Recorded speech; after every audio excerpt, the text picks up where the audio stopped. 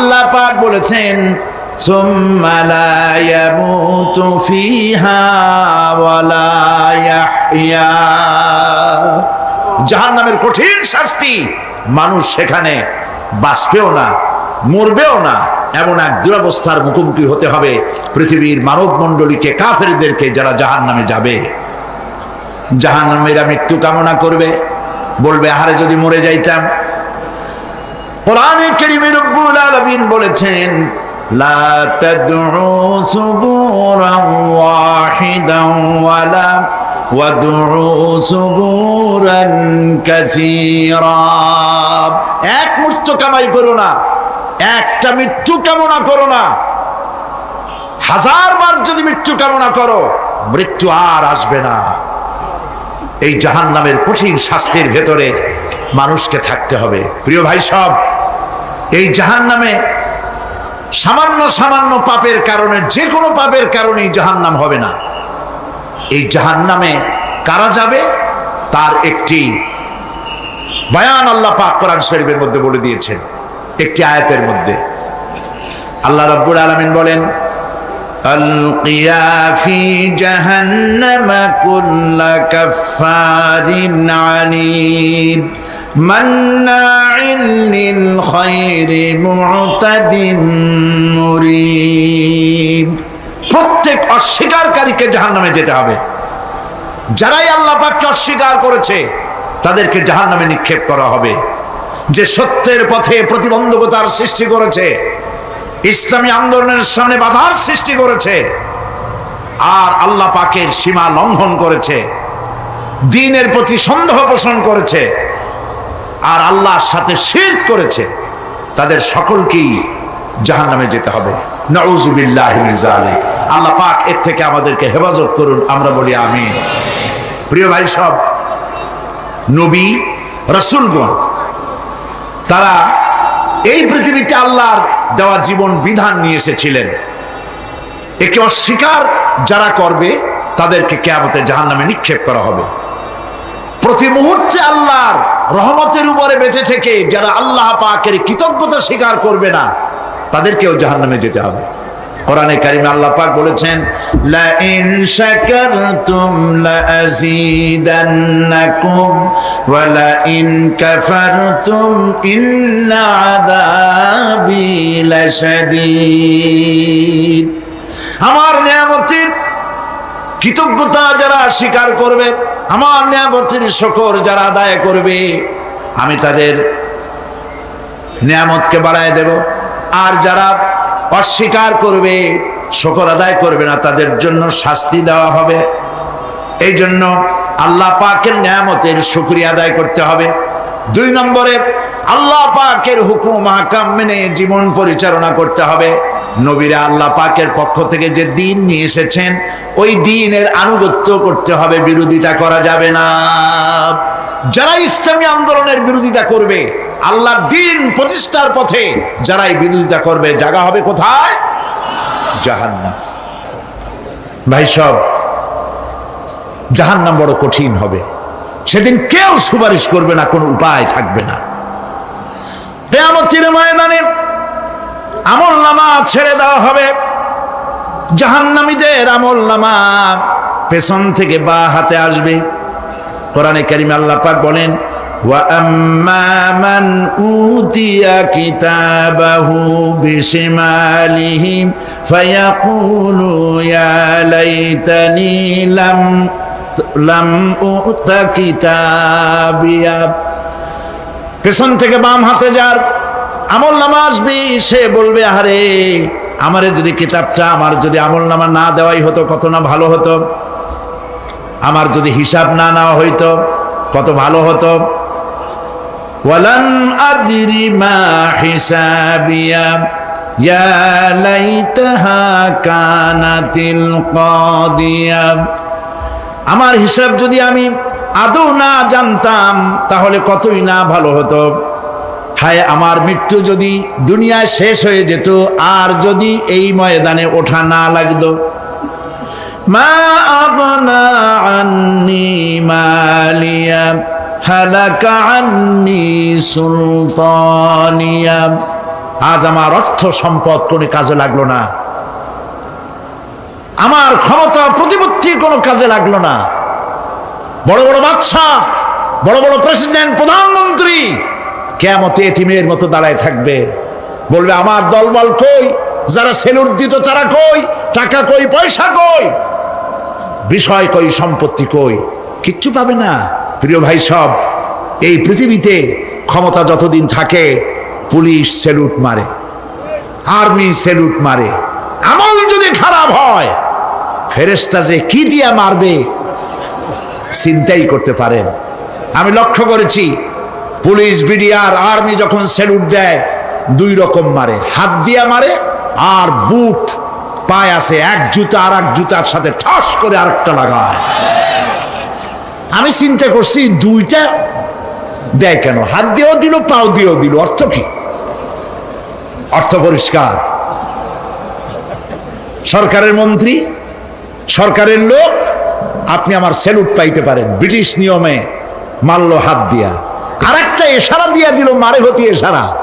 সরকারে থাইকা যদি জনগণের সর্বনাশ করেন, মুসলমান দেশের তথ্য পাচার করে মুসলিম দেশের স্বাধীনতা যদি হরণ করতে চান, আর যদি ধরা পড়েন তাহলে হাত দিয়া না ওইটা দিয়ে মারবো।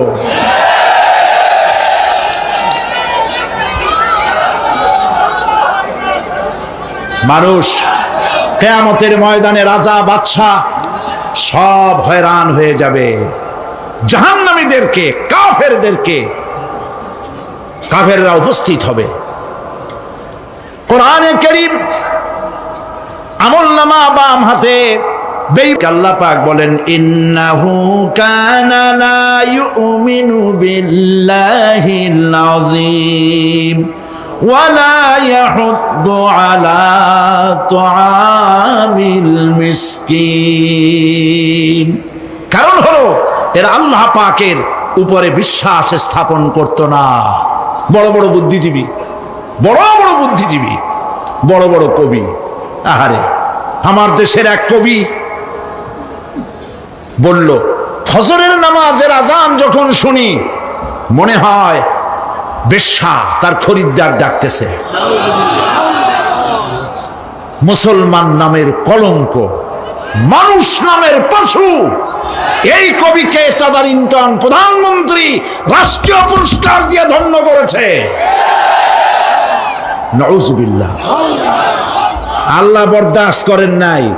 কোরআনের সাথে, ইসলামের সাথে যারা বেয়াদবি করেছে, আল্লাহ পাক এক থাপ্পড় দিয়া সব বেয়াদবদের সহায় দিয়েছেন।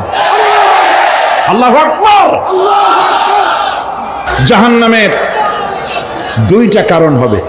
একটা হলো আল্লাহকে অস্বীকার করেছে, নামাজ নাই, রোজা নাই, তাকায় দেখবেন চেহারাটা মুসলমানের মতো মনে হয় না, বুদ্ধিজীবী, পাটের দড়ির মতো চুলগুলো ফুরফুর করে চারিপাশে, উপরে তো নাই।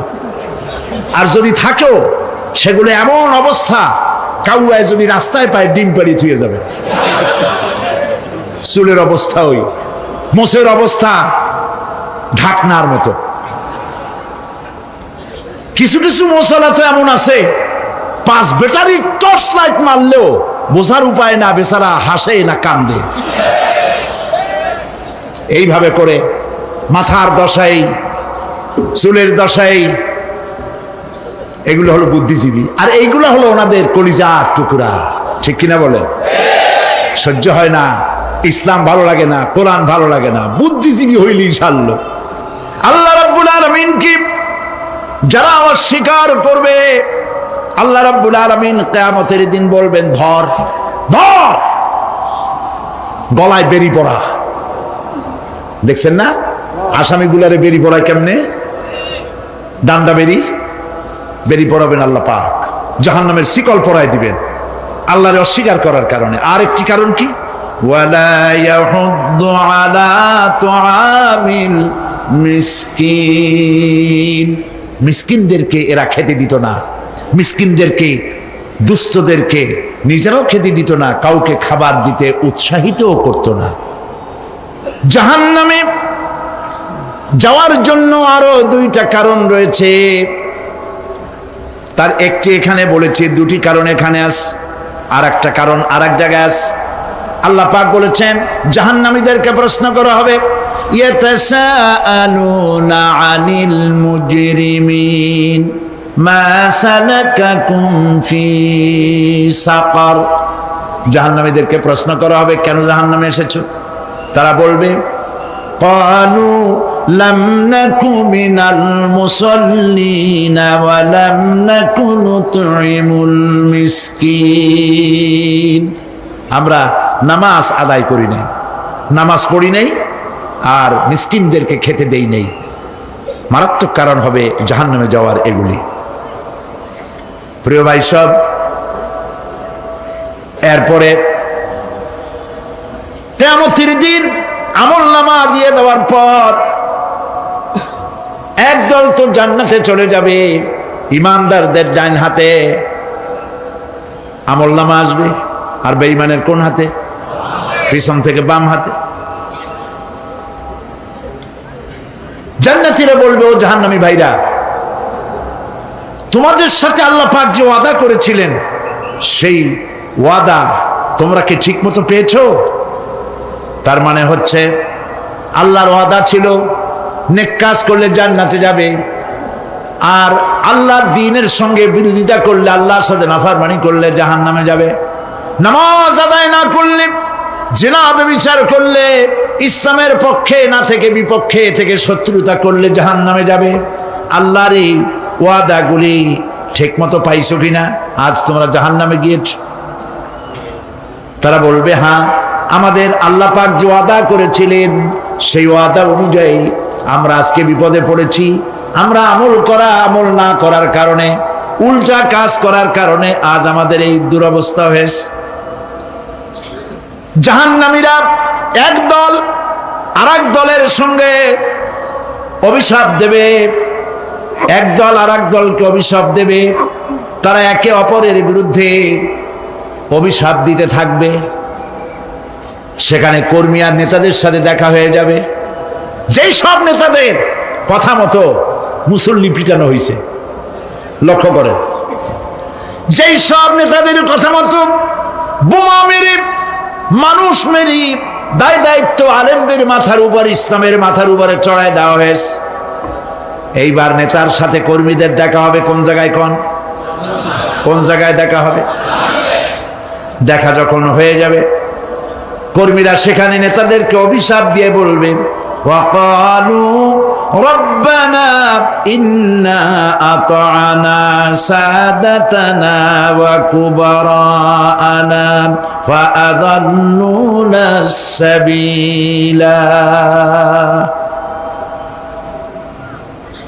এরা বলবে আল্লাহর কাছে, রব্বুল আলামিন, এই নেতারা আমাদেরকে বিভ্রান্ত করেছে, তাদের কথা অনুযায়ী চলেছিলাম, ওরা আমাদেরকে যা যা করেছে তাই বলেছি।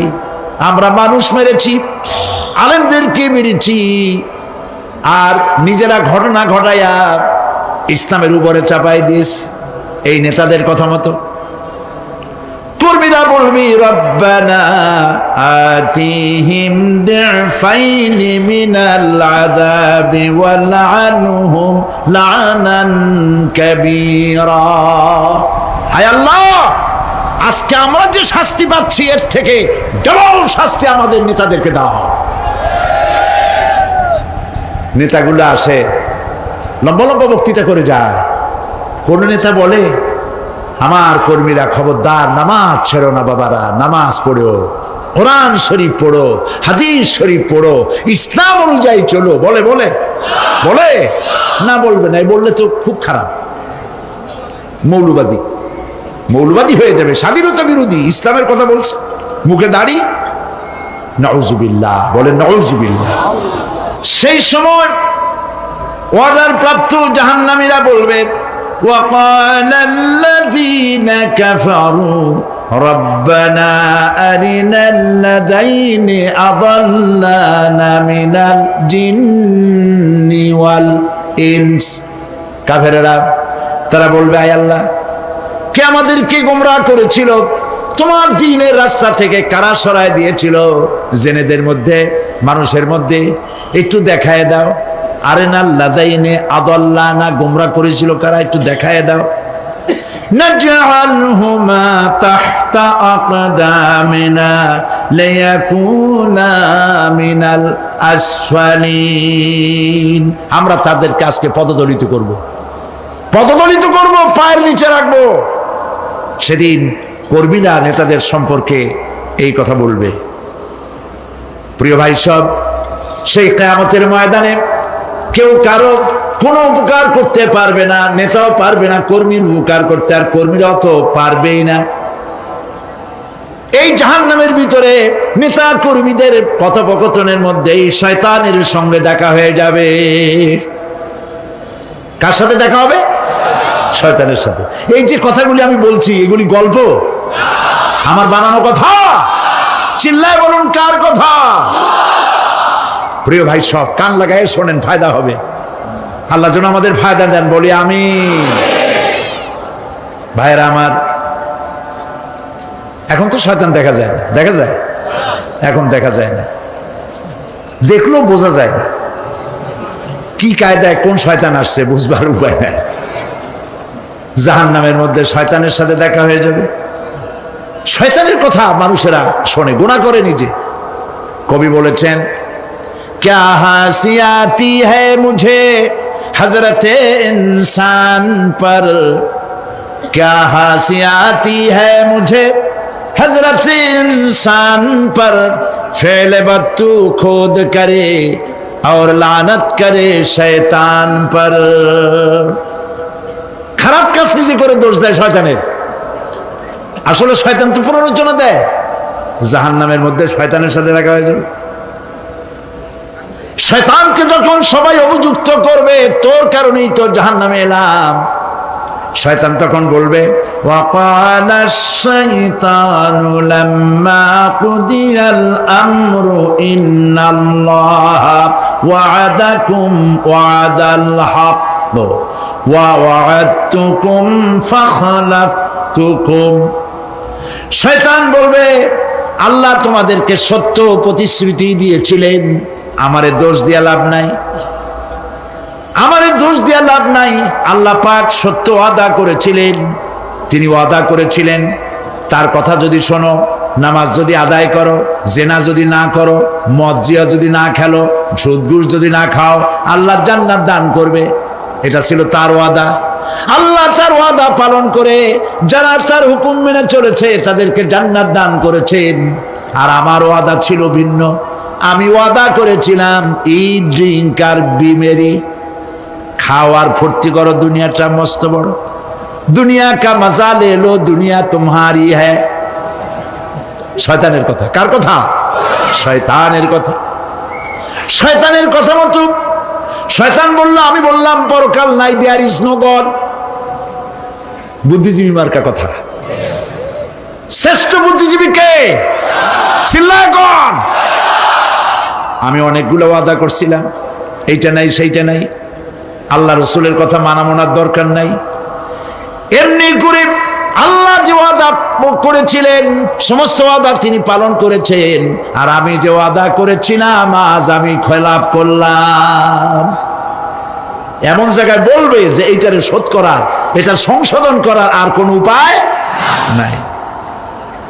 শয়তান আরো বলবে, ওয়ামা কানা লি আলাইকুম মিন সুলতান, আর আমি যে ওয়াদাগুলি করেছিলাম এর পিছনে কোনো দলিল ছিল না। আলেমরা কথা বলছে, কোথায় কোথায় কোরআন বলছে, হাদিস বলছে। লক্ষ্য করেন, শুনতেছেন আপনারা?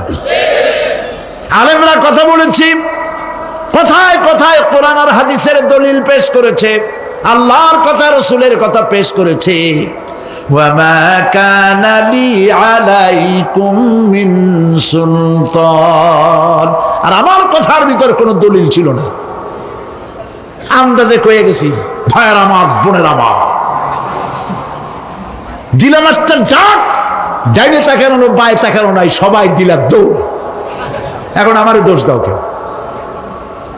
এইসব দোষ দিয়ে কি লাভ নাই।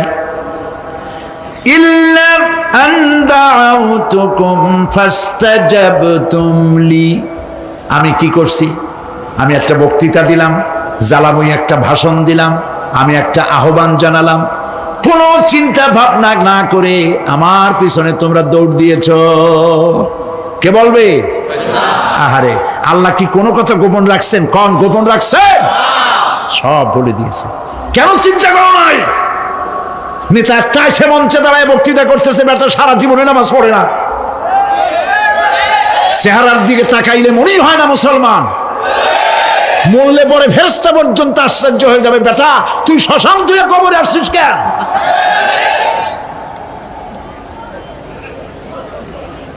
এগুলোর পিছনে দৌড়েছে তোমার ভাই, আমার ভাই, উল্লুক ভাই, ভাল্লুক ভাই। আজিব আজিব, কার পেছনে দৌড়াও? তুমি একটু চিন্তা করে দেখবে না কোন বেটার পিছনে দৌড়াই? শয়তান বলবে আমি শুধু একটা দাওয়াত দিয়েছিলাম, আমার দাওয়াত, আমি একটা আহ্বান করেছিলাম, কোনো বিবেচনা না করে, আমার চরিত্র, আমার আখলাক না দেখে আমার পেছনে পেছনে দৌড়াইছো। মা আনা বিমুসরিখিকুম ওয়া মা আনতুম বিমুসরিখি, আজ আমি তোমাদের কোনো সাহায্য করতে পারবো না, আমি তোমাদের চাইতেও বড় বিপদে আছি, তোমরা আমার সাহায্য করতে পারবে না। নাউযুবিল্লাহি মিন যালিক। আহারে কি ভাই, উপায় থাকবে আর? এরপরে জাহান্নামের নেতাদের সাথে অনুসারীদের আর একবার দেখা হবে। আল্লাহ রাব্বুল আলামিন বলেন, এবার অনুসারীরা নেতাদেরকে ডেকে বলবে, শয়তানের কাছে পাত্তা পাবে না। শয়তান বলবে, যা বেটা, আমার কথা শুনছিলি কেন? আমি নিজেই বিপদে আছি। জাহান্নামীরা এরপরে দেখা হবে, তাদের নিজেদের নেতাদের সঙ্গে দেখা হয়ে যাবে, এই তো বড় বাবাজিরে পাইছি। وقال الضعفاء للذين استكبروا إنا كنا لكم تبعا فهل أنتم مغنون عنا من عذاب الله من شيء। অনুসারীরা সেদিন নেতৃবৃন্দকে বলবে, আমরা তোমাদের অনুগামী ছিলাম, ও নেতারা যা কইছো তাই শুনছি, যা বলেছ তাই শুনেছি, যারে মারতে বলছো তারে মারছি, সারা রাত তোমাদের কথা মতো ইসলামের বিরোধিতা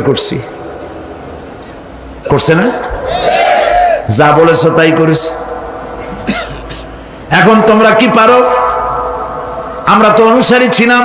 ফাহাল আনতুম মুগনুনা আন্না মিন আযাবিল্লাহি মিন শাই। আজকে দুনিয়াতে এত বাহাদুরি করছো, আজ এই জাহান্নামের ভিতরে একটু আযাব কি কমাই দিতে পারো নাকি?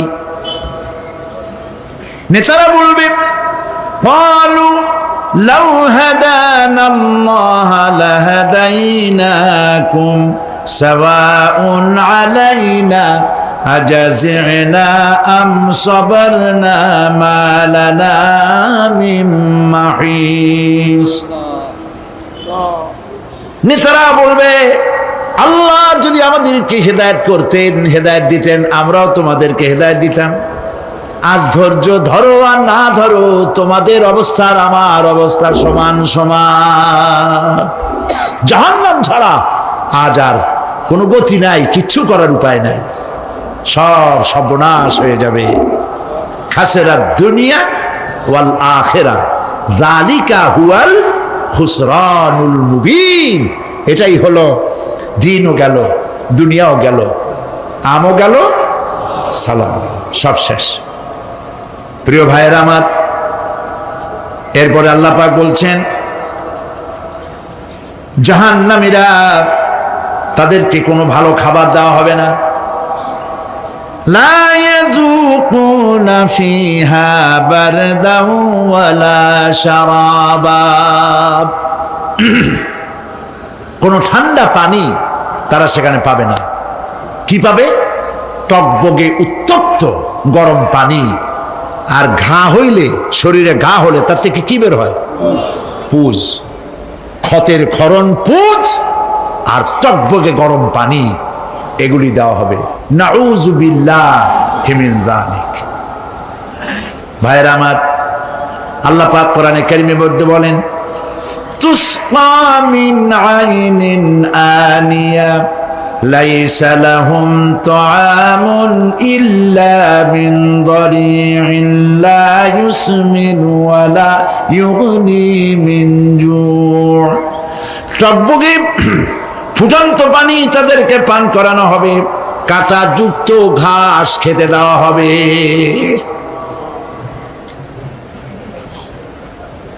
এতে করে তাদের ক্ষুধা মিটবে না, দেহেরও কোনো পুষ্টি হবে না, ক্ষুধাও নিবৃত্ত হবে না। এরপরে তাদেরকে জাহান্নামের আগুন দিয়ে তাদের পোশাক বানানো হবে। নাউযুবিল্লাহ। জাহান্নামের পোশাক পরিয়ে দেওয়ার কারণে আল্লাহ পাক বলছেন শরীরটা পুড়ে ঝলসে যাবে। কুল্লামা নাদিজাত জুলুদুহুম বাদদালনাহুম জুলুদান গায়রাহা লিয়াযুকুল আযাব। চামড়া পুড়ে শেষ হয়ে যাবে, আবার নতুন করে চামড়া পরানো হবে যাতে করে শাস্তির তীব্রতা অনুভব করতে পারে। জাহান্নামের আযাব সহ্য করতে না পেরে জাহান্নামীরা সব কিছুর বিনিময় জাহান্নাম থেকে মুক্তি চাইবে। ইয়াওয়াদ্দুল মুজরিমু লাউ ইয়াফতাদি মিন আযাবিন ইয়াওমাইযিন বিবানিহি ওয়া সাহিবাতিহি ওয়া আখিহি। সেদিন অপরাধীগণ চাইবে তার স্ত্রী, তার আত্মীয় স্বজন, ভাই বোন, সাহায্যকারী, নিকটবর্তী পরিবার সকলের বিনিময়, এমনকি ওয়ামান ফিল আরদি জামিআন, পৃথিবীর সব কিছু যদি তাকে দেওয়া হয় তার বিনিময়ে সে জাহান্নাম থেকে মুক্তি পাওয়ার জন্য কাকুতি করবে, আপত্তি করবে, বাঁচার চেষ্টা করবে। কিন্তু আল্লাহ রাব্বুল আলামিন পরিষ্কার করে বলেছেন জাহান্নাম থেকে কাফেরদের মুক্তির কোনো উপায় নাই। খালিদিনা ফিহা আবাদান, চিরকালের জন্য তাদেরকে জাহান্নামে থাকতে হবে। এই জাহান্নামের কঠিন শাস্তি থেকে বাঁচার জন্য আল্লাহ রাব্বুল আলামিন কোরআনে কারীমের মধ্যে বলেছেন, ইয়া আইয়ুহাল্লাযীনা আমানু কু আনফুসাকুম ওয়া আহলিকুম নারা। হে বিশ্বাসীরা, জাহান্নামের আগুন থেকে নিজেকে বাঁচাও এবং পরিবারের লোকদেরকে বাঁচাও। বড় কঠিন জায়গা। পড়েন আমার সাথে, আল্লাহুম্মা আজিরনা মিনান নার। সবাই পড়েন, আল্লাহুম্মা আজিরনা মিনান নার। আল্লাহ তাআলা জাহান্নাম থেকে আমাদেরকে মুক্তি দাও। জোরে বলেন আমিন। নবী করিম সাল্লাল্লাহু আলাইহি ওয়াসাল্লাম বলেছেন মাগরিবের পরে 7 বার, ফজরের পরে 7 বার আল্লাহুম্মা আজিরনা মিনান নার পড়বেন, আল্লাহ পাক জাহান্নাম থেকে মুক্তি দিবেন। তবে হ্যাঁ, খালি এই আজিরনা মিনান নার বললেই যে জাহান্নাম থেকে মুক্তি হবে তা না।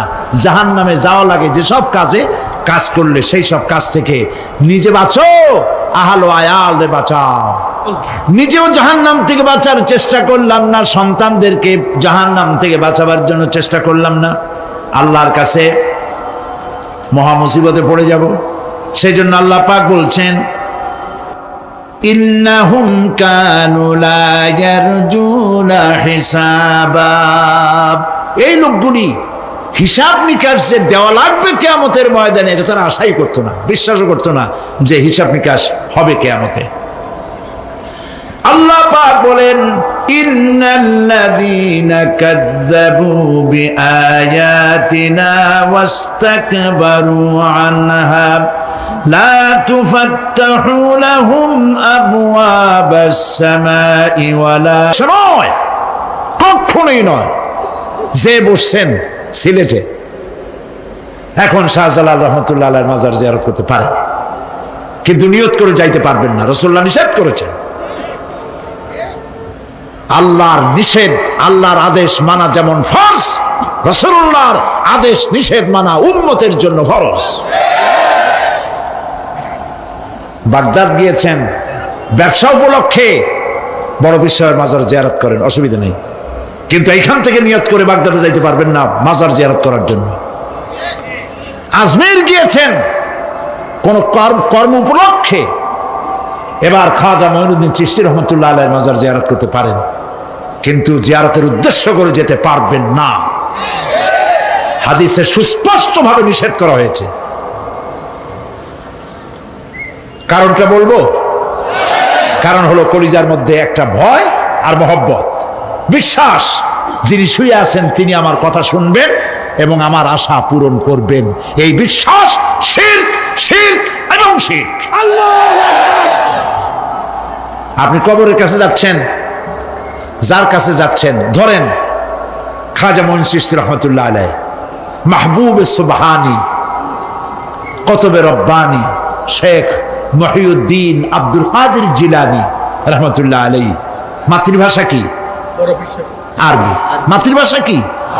আরবি। খাজা মঈন চিশতি রহমতুল্লাহ আলাইহি মাতৃভাষা কি? আরবি। শাহজালাল রহমতুল্লাহ আলাইহি মাতৃভাষা কি? আরবি। আপনি যাই কইলেন, খাজা বাবা আমার ছেলে হয় না অনেক দিন, স্বাস্থ্য খুব খারাপ, ব্যবসায় উন্নতি হয় না, চাকরিতে প্রমোশন হয় না, আমার এই আশাগুলো পূরণ করে। আপনার কথা খুব বুঝলো, তাহলে 1 নম্বরে ফেল, মিস ফায়ার। আপনার একটা কথাও তিনি বোঝে নাই। 2 নম্বরে যার কাছে আর্জি পেশ করলেন তিনি কবরে আছে না কোথায় আছে এটা কি আপনি জানেন? 2 নম্বর ফায়ার ফেল। 3 নম্বরে যদি থাকেও চেতনা আছে না ঘুমে আছে তাও কিন্তু আপনি জানেন না। যদি ঘুমের সময় কয়ে থাকেন কোনো লাভ নাই, কোনো লাভ নাই। প্রিয় ভাই সব, এই জন্য চাইতে হবে এমন সত্তার কাছে যিনি সব ভাষা বোঝেন, যার কাছে কোনো ভাষা দুর্বোধ্য নয়, সব ভাষা যিনি সৃষ্টি করেছেন তার নাম বলেন, আর যিনি কখনো ঘুমান না তার নাম বলেন লা তাখুযুহু সিনাতুন ওয়ালা নাওম, যার কোনো ঘুমও নাই তন্দ্রাও নাই। সুবহানাল্লাহ কবেন না? আজ থেকে নিয়ত করুন কোন মাজারে জীবনে কিছু চাইবো না, এটা কলিজার মধ্যে গাইথা নেন। কোন মাজারে কোন মরা পীর, কোন জেতা পীর, কারো কাছে কিছু চাইবো না, চাবো শুধু এক আঙ্গুল আকাশের দিকে উঁচু করে জোরে বলেন কার কাছে? বলেন আল্লাহু আকবার। হাত নামান। কিয়ামতের দিন আমলনামা ছেড়ে দেওয়া হবে, আমলনামাগুলি যার যার হাতে আসবে, বেঈমানের পিছন থেকে বাম হাতে, ইমানদারের সামনে থেকে কোন হাতে? এই কথা একটু বলে শেষ করে দেই। আমলনামা যখন হাতে পাবে তখন সে বলবে, আমলনামা পড়ে বেঈমান ব্যক্তি বলবে, মালি হাদাল কিতাব লা ইউগাদিরু সাগীরাতান ওয়ালা কাবীরাতান ইল্লা আহসাহা। এটা কি আশ্চর্য কিতাব! একটা ছোট্ট পাপও বাদ পড়ে নাই, বড় পাপও বাদ পড়ে নাই। আমার তো বাঁচার পথ নাই। সে তখন অস্বীকার করবে এই পাপগুলি আমি করি নাই। কোরআনে কারীমে আল্লাহ রাব্বুল আলামিন বলেছেন, আল ইয়াউমা নাখতিমু আলা আফওয়াহিহিম ওয়া তুকাল্লিমুনা আইদিহিম ওয়া তাশহাদু আরজুলুহুম বিমা কানু ইয়াকসিবুন। জবান বন্ধ, হাতে কথা বলবে, পায়ে সাক্ষী দেবে। হাত সব কথা বলে দেবে, পায়ে সাক্ষী দেবে।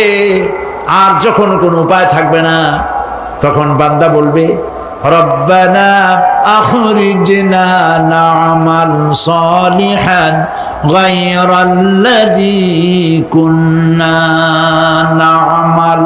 আয় আল্লাহ তাআলা, আর কোনো খারাপ কাজ করব না, আমারে আরেকবার দুনিয়ায় পাঠাও, এইবার যদি যাইতে পারি ভালো ভালো কাজ করে আসব। আল্লাহ কি আর পাঠাবেন? পাঠাবেন না। আল্লাহ পাক বলবেন, আওয়ালাম নুআম্মিরকুম, হায়াত দিছিলাম না, বহুত সময় পাইছো, আমার কাজ করো নাই, আজকে আর পৃথিবীতে ফিরে যাওয়া যাবে না, বিচার হয়ে যাবে। বিচার হওয়ার পর একদল যাবে জাহান্নামে, আর একদল যাবে কোথায়? জান্নাতে। আর আখিরাতে কি দেব? পুরুষ আর যেই আমলে সালে করবে, কাজ করবে, পরকালে কি দিব? وَلَنَجْزِيَنَّهُمْ أَجْرَهُمْ بِأَحْسَنِ مَا كَانُوا يَعْمَلُونَ। এবং কিয়ামতের দিন তারা যে দুনিয়ায় ভালো ভালো কাজ করেছিল, এর জন্য আমি তাদেরকে কিয়ামতে পুরস্কৃত করব। এখানে কি নারী বাদ পড়ছে? মেয়ে লোক বাদ পড়েছে? পড়ে নাই। আবার আল্লাহ পাক বলছেন সূরা মুমিন, দেখুন, وَمَنْ عَمِلَ صَالِحًا مِّنْ ذَكَرٍ أَوْ أُنثَىٰ وَهُوَ مُؤْمِنٌ فَأُولَٰئِكَ يَدْخُلُونَ الْجَنَّةَ। যেই ভালো কাজ করবে, সে পুরুষ হোক অথবা নারী হোক, মুমিন ব্যক্তি পুরুষ হোক অথবা নারী হোক, ভালো কাজ করলে পরে আমি কিয়ামতের দিন তাদেরকে জান্নাতে প্রবেশ করাবো, জান্নাতবাসী হবে। ওয়াল-মুমিনুনা ওয়াল-মুমিনাতি বা'দুহুম আউলিয়াউ বা'দ ইয়া'মুরুনা বিল মা'রুফি ওয়া ইয়ানহাউনা আনিল মুনকার। মুমিন পুরুষ আর মুমিন নারী পরস্পরের সহযোগী, এবং তারা কি করে? মানুষকে আদেশ, অন্যায় কাজ থেকে ফিরায় রাখে। তারা নামাজকে প্রতিষ্ঠা করে, তারা যাকাতকে আদায় করে এবং আল্লাহ রাসূলের আনুগত্য করে চলে। তাহলে আয়াতে কারিমাগুলির, আল্লাহ পাকের এই আয়াতগুলির মধ্য দিয়ে আমরা বুঝতে পারলাম যে আল্লাহ পাক পুরুষ এবং নারীকে, এখানেই পুরুষের কথা প্রায় সেখানে নারীর কথা সমভাবে আল্লাহ বলে নারী এবং পুরুষের সমান অধিকারের কথাই প্রতিষ্ঠিত করলেন। এমন এক সময় ছিল যখন কন্যা সন্তান জন্মগ্রহণ করাই ছিল পাপ, এবং সেই জাহালাতের যুগে কন্যা হয়েছে, মেয়ে হয়েছে শুনলে পরে স্বামীর মুখ কালো হয়ে যেত, মুখটা মলিন হয়ে যেত, এবং বাচ্চাটাকে ধরে আছাড় মেরে ফেলে দিত। জীবিত অবস্থায় কবরের মধ্যে পুঁতে রাখতো, পাথর মেরে মাথাটা থেতলো করে দিত। আল্লাহ পাক কোরআনে কারিমে বলেছেন, বিআইয়ি যামবিন কুতিলাত, কোন অপরাধে এই কন্যা সন্তানটিকে হত্যা করলে? কি অপরাধটা? বনু তামিমের এক ব্যক্তি ইসলাম কবুল করার পর লোকটি কাঁদতেছিল। হাদিস শরীফে ঘটনাটি এসেছে। নবী করিম সাল্লাল্লাহু আলাইহি ওয়াসাল্লাম তাকে প্রশ্ন করলেন, তুমি কাঁদছো কেন? লোকটি বলছে, হে নবী, আমি তো মুসলমান হলাম, কিন্তু আমার গুনাহ কি মাফ হয়েছে? আল্লাহর নবী বলেন, তুমি যখন পড়েছো লা ইলাহা ইল্লাল্লাহু মুহাম্মাদুর রাসূলুল্লাহ, এই কালেমা পড়ার সঙ্গে সঙ্গে তোমার জীবনের সকল গুনাহ রাশি আল্লাহ রাব্বুল আলামিন মাফ করে দিয়েছেন। কিন্তু লোকটি কান্না থামছে না। নবীজি প্রশ্ন করলেন, গুনাহ তো মাফ হয়েছে, আমি তোমারে গ্যারান্টি দিলাম, এরপরও কাঁদো কেন? সে বলছে, হে রাসূল, আমি এমন গুনাহ করেছি যা সর্বক্ষণ আমাকে পীড়া দেয়। কি গুনাহ করেছো? সে বলল যে আমার স্ত্রী গর্ভবতী ছিল, গর্ভাবস্থায় তাকে রেখে আমি ব্যবসা করতে গিয়েছিলাম। ফিরে যখন এসেছি অনেকদিন পর স্ত্রী খবর দিল তার এক মরা সন্তান হয়েছে। আমি ভুলে গেলাম বিষয়। বেশ কয়েক বছর পর আমার ঘরে একটি ফুটফুটে সুন্দরী ছোট্ট একটি মেয়ে দৌড়দৌড়ি করতে দেখলাম। আমার খুব আগ্রহ হলো মেয়েটাকে দেখতে। আমি প্রশ্ন করলাম বউকে, এ মেয়েটি কার? বউ কাছে এসে বলল, এ মেয়েটি তোমারই। সেদিন আমি মিছে কথা বলেছিলাম, মেয়ে হয়েছে এটা যদি তুমি শুনতে পারো তো মেরে ফেলে দেবে, সেই ভয়তে আমি বলি নাই। আমি আমার দূর সম্পর্কীয় আত্মীয়র বাড়িতে তাকে প্রতিপালন ব্যবস্থা করেছি, আর তারপরে একটু বড় হয়েছে পরে নিয়ে আসছি, এখন হয়তো তুমি তাকে দেখে আর মারতে পারবে না, সেই ভরসা করে এনেছি। হে রাসূল, আমি মেয়েটিকে আদর করলাম, স্নেহ করলাম, মমতা করলাম। কয়েকদিন যাওয়ার পর আমার মনের মধ্যে চিন্তা জাগলো, এই মেয়েটা তো শৈশব থেকে কৈশোরে পদার্পণ করবে, তারপরে যৌবন পাবে, এরপরে তাকে বিয়ে দিতে হবে। আমি সমাজপতি, আমার মেয়ে অন্যের বাড়িতে রান্না করে খাওয়াবে, অন্যের বাড়ির কাপড় চোপড় পরিষ্কার করবে, তাহলে তো আমার সম্মান বাঁচবে না, আমার ইজ্জত বাঁচবে না। আমি তখন সিদ্ধান্ত নিলাম, এই অপমানের চাইতে মেয়েটিকে মেরে ফেলা অনেক ভালো। আমি ওকে বললাম, মেয়েটিকে সাজিয়ে দাও, গুছিয়ে দাও, একটু বেড়াস। স্ত্রী সরল মনে মেয়েটাকে সাজিয়ে গুছিয়ে দিল। এই মেয়েটিকে নিয়ে আমি চললাম, কিছু দূর দৌড়ে যায় আমার সামনে, আবার পেছনে আমার কাছে আব্বা আব্বা বলে ছুটে আসে, আবার পেছনে পড়ে আবার আব্বা আব্বা করে দৌড়ে এসে আমাকে জড়িয়ে ধরে। এভাবে যেতে যেতে এক নির্জন এলাকায় গিয়ে, এক পাহাড়ি এলাকায় গিয়ে আমার চাদরের ভেতর থেকে মাটি খোঁড়ার যন্ত্র বের করে মাটি খোঁড়া আরম্ভ করলাম। মেয়ে আমার কাছে বসে বলছে, বাবা তুমি এত কষ্ট করছো কেন? সে তো বুঝতে পারতেছে না যে আমি তার জন্য কবর খনন করতেছি, আমি মাটি খুঁড়তেছি, মাটি এসে আমার জামায় লাগে, দাড়িতে লাগে, আর আমার মেয়ে আমার পাশে বসে আমার দাড়ি থেকে, জামা থেকে ধুলাবালি সরায় দিচ্ছে আর বলছে, বাবা তুমি এত কষ্ট করছো কেন? গর্তটা যখন খনন করা হয়ে গেল, মেয়েটার হাত পা শুরু করলাম। মেয়ে বুঝতে পেরেছে আমি তাকে মেরে ফেলবো। মেয়ে তখন বলছে, বাবা আমাকে মেরো না, আমি তোমাকে বাবা ডেকে তোমাকে সমাজে নিন্দনীয় করব না, আমাকে মেরো না। আমি তার কোনো কথা শুনলাম না, হাত পাও বেঁধে সদরে কুয়ার ভিতরে, গর্তের ভিতরে নিক্ষেপ করলাম। মেয়েটি আমার চিৎকার মেরে বলতেছে, বাবা আমাকে মেরো না, আমি তোমাকে বাবা বলে শরম দিব না। লোকটি বলছে, রাসূল আমার পাষাণ হৃদয় গলল না, শেষবারের মতো একটা পাথরকে উঁচু করে আমি আমার মেয়ের মস্তককে লক্ষ্য করে এই পাথর সজলে নিক্ষেপ করলাম। মেয়ের বুক ফেটে রক্ত ফিনকি দিয়ে বেরিয়ে গেল, আর মেয়ের মুখ থেকে আব্বা বলে একটা চিৎকার বেরোলো। ওই আব্বা চিৎকার এখনো যেন আমার কানে আমি শুনতে পাই।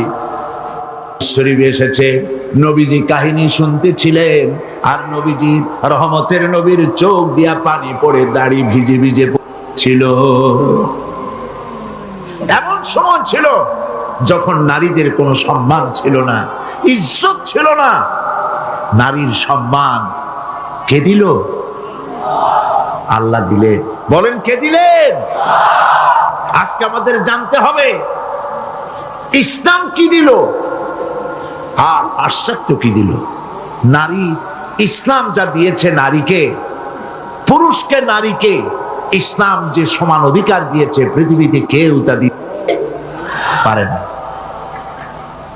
নারীর জীবনে তিনটা ভাগ করা যায়, নারীর জীবনকে তিনটা ভাগ করা যায়। প্রথমে সে কন্যা হিসেবে পৃথিবীতে আসে, এরপরে এই কন্যাটি কিশোরী হয়, তারপরে যৌবন পায়, এরপরে একদিন বিয়ে হয়ে যায়, তখন সে স্ত্রী হয়, বধূ হয়।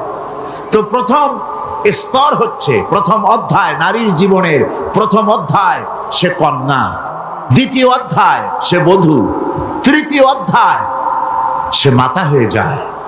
ইসলাম এই তিন অধ্যায় নারীকে কি দিল, কি অধিকার দিল, এবং স্বামী আর স্ত্রীর মধ্যে কি সম্পর্কে গড়ে দিল ইসলাম, তা আমাদের জানা দরকার। দেখুন, নবী করিম সাল্লাল্লাহু আলাইহি সাল্লাম একটা কন্যাকে কি মর্যাদা দিচ্ছে। হাদিস শরীফে এসেছে,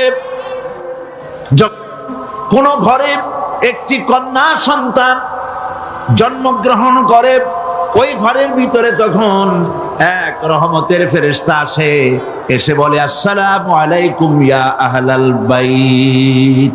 হে ঘরের মালিকেরা, হে ঘরের গৃহবাসীরা, তোমাদের উপরে আল্লাহর রহমত বর্ষিত হোক।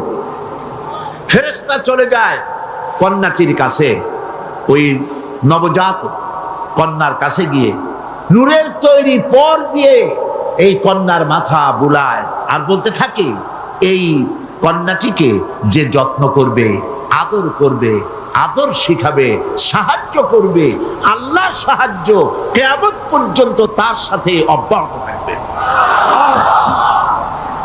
এই হাদিস ছেলের জন্য এরকম একটি হাদিস নাই, এরকম একটি হাদিস এসছে মেয়েদের জন্য। সুবহানাল্লাহ। নবীজি বলছেন, মান আলা জারিয়াতাইনি হাত্তা তাবলুগা জা ইয়াউমাল কিয়ামাতি আনা ওয়া হুয়া কাহাতাইনি ওয়া দাম্মা আসাবিহু। আখরাজাহু মুসলিম। মুসলিম শরীফের হাদিসের মধ্যে এসেছে, আল্লাহর নবী বলেন, যদি কারো দুটি কন্যা সন্তান হয় আর ওই কন্যা সন্তানটিকে বয়সপ্রাপ্ত হওয়া পর্যন্ত যদি তাকে প্রতিপালন করে এবং তাকে সহযোগিতা করে, কিয়ামতের দিন আমি মুহাম্মদ সাল্লাল্লাহু আলাইহি ওয়াসাল্লাম আর ওই দুই কন্যার পিতা পাশাপাশি অবস্থান করব জান্নাতে। এই কথা ছেলেদের ব্যাপারে বলা হয় নাই, কাদের ব্যাপারে বলা হয়েছে? মেয়েদের ব্যাপারে।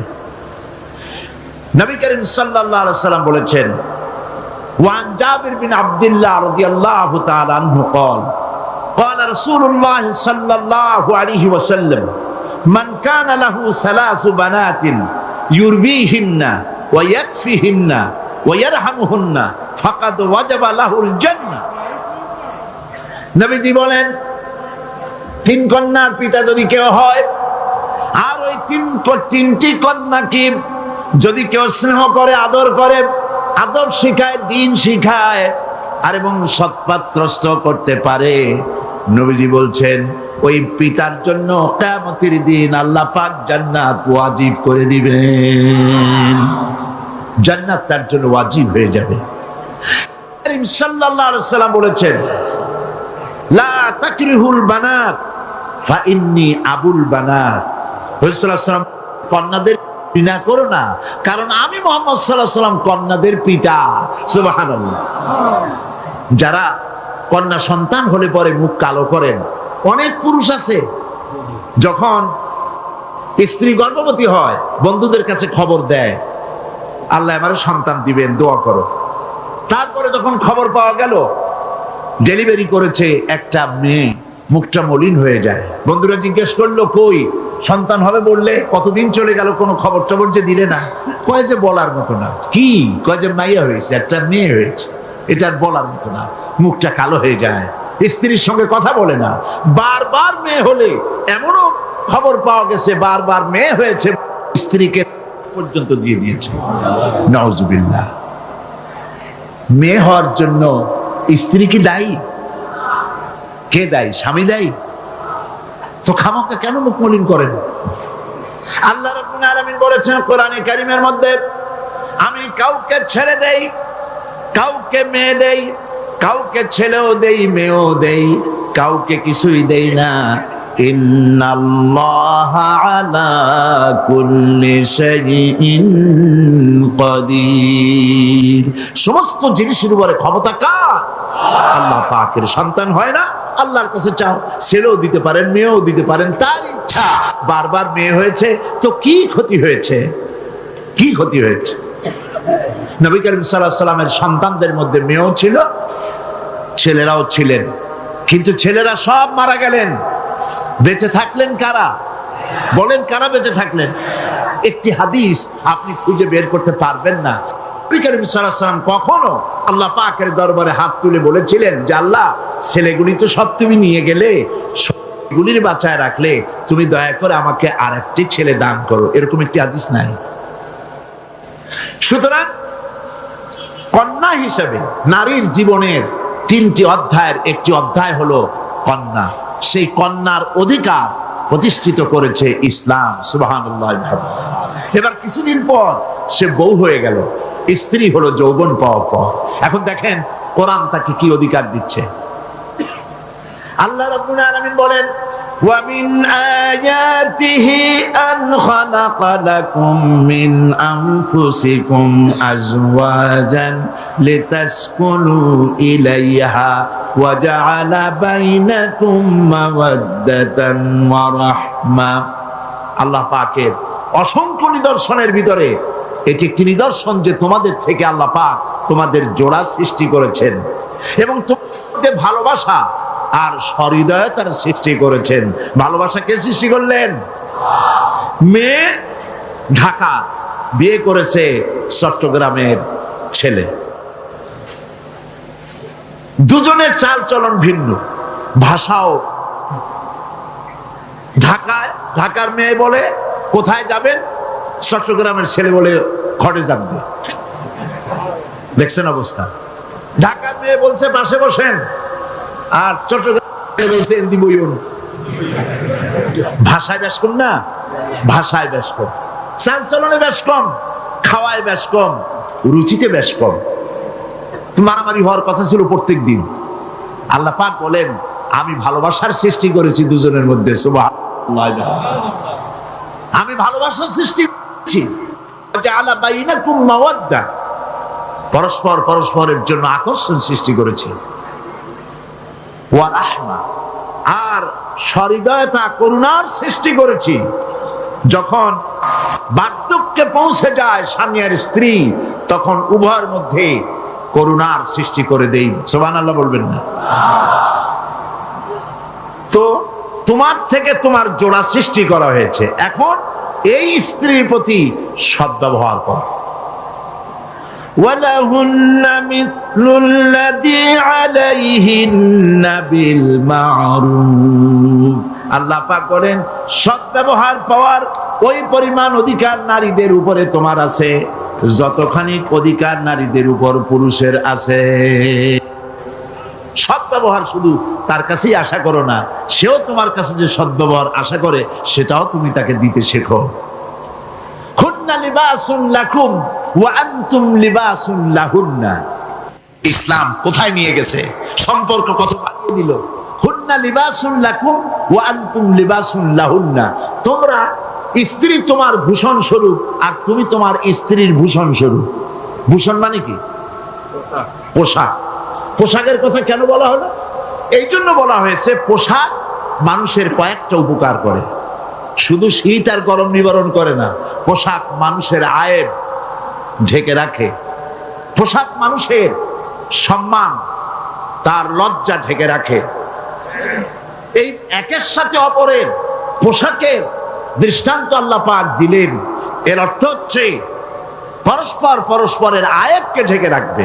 একজন আরেকজনের আয়েবকে মানুষের সামনে পেশ করবে না, একজন আরেকজনকে শরম দিবে না, পরস্পরের সাথে মিলেমিশে থাকবে। একথা আল্লাহ পাক বললেন। ওয়াশিরুহুন্না বিল মারুফ, আর তোমরা স্ত্রীদের সাথে সদ্ব্যবহার করো। কে বলছেন? আল্লাহ পাক বলছেন। স্ত্রীদের ভিতরে সদ্ব্যবহার স্ত্রীদের সাথে কিভাবে করতে হবে, সব ব্যাপারে রাসূলুল্লাহ হচ্ছেন আদর্শ। লাকাদ কানা লাকুম ফি রাসূলিল্লাহি উসওয়াতুন হাসানাহ। সমস্ত ব্যাপারে তোমাদের জন্য মহত্তম আদর্শ হলেন নবী করিম সাল্লাল্লাহু আলাইহি ওয়াসাল্লাম। রাসূল সাল্লাল্লাহু আলাইহি ওয়াসাল্লাম বলেছেন তোমাদের মধ্যে উত্তম সেই যে ব্যক্তি তোমাদের স্ত্রীর কাছে উত্তম। আমি আমার স্ত্রীদের কাছে উত্তম ব্যক্তি। সুবহানাল্লাহ বলবেন না? এবার দেখেন নবীজি আদর্শ দেখালেন স্বামী স্ত্রীর সঙ্গে সম্পর্কটা কেমন হবে। হযরতে খাদিজা রাদিয়াল্লাহু তাআলা আনহা আর নবীজির ভিতরে কেমন মহব্বত ছিল, কেমন আকর্ষণ ছিল। তিনি যখন হযরত খাদিজাকে বললেন, খাদিজা আল্লাহ আমাকে নবী বানিয়েছেন, আমার উপর ঈমান আনো, এক আল্লাহর উপরে ঈমান আনো। হযরতে খাদিজা এক মুহূর্ত, একটি চোখের পলকও তিনি দেরি করেন নাই। যখনই নবীজি তাকে ঈমান আনতে বলেছেন, হযরত খাদিজা পড়েছেন লা ইলাহা ইল্লাল্লাহু মুহাম্মাদুর রাসূলুল্লাহ। নবী করিম সাল্লাল্লাহু আলাইহি ওয়াসাল্লাম বলেছেন আকাশের নিচে জমিনের উপরে খাদিজার মতো উত্তম মহিলা পৃথিবীতে আর নাই। কি সম্মান আল্লাহ পাক তাকে দিয়েছেন। আল্লাহ পাক নিজে হযরতে খাদিজাকে সালাম জানিয়েছেন। সুবহানাল্লাহ বলবেন? হেরা পাহাড়ে হযরতে জিবরাইল আলাইহিস সালাম নবীজির সঙ্গে কথা বলছেন। ওহী নিয়ে এসেছেন। কিছুক্ষণ পরে হযরতে জিবরাইল বলেন, ইয়া রাসূলুল্লাহ, আমি দেখতে পাচ্ছি খাদিজা আপনার জন্য খানা নিয়ে আসতেছেন। খাদিজা যখন আপনার কাছে পৌঁছে যাবে, আপনি খাদিজাকে বলবেন, আল্লাহ রাব্বুল আলামিন আজ আমি আসার সময় আমার মাধ্যমে খাদিজাকে সালাম জানিয়েছেন।